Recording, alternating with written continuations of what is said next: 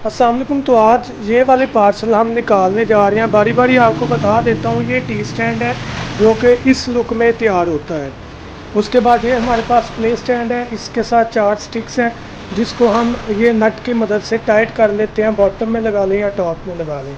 उसके बाद ये किकर वाला मजबूत स्विंग है, रिंग नेक या रॉ के लिए या ग्रे पैरेट के लिए बहुत ज़्यादा सॉलिड है।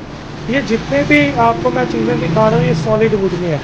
ये जो है ये फ्रेम है जिसमें हम पॉट लगाकर परिंदों को पानी दाना दे सकते हैं, जैसे कि ये आप देख सकते हैं। ये जो स्टैंड है और ये पॉट है। पॉट हम साथ नहीं देते क्योंकि डैमेज हो जाता है, वुड का सॉरी मड का होता है। तो आपको हमारे से ये स्टैंड मिलेगा, मड का पॉट नॉर्मल शॉप से मिल जाता है। साथ ये नट भी मिलेंगे और साथ उसकी फिक्सिंग के लिए भी मटेरियल मिलेगा।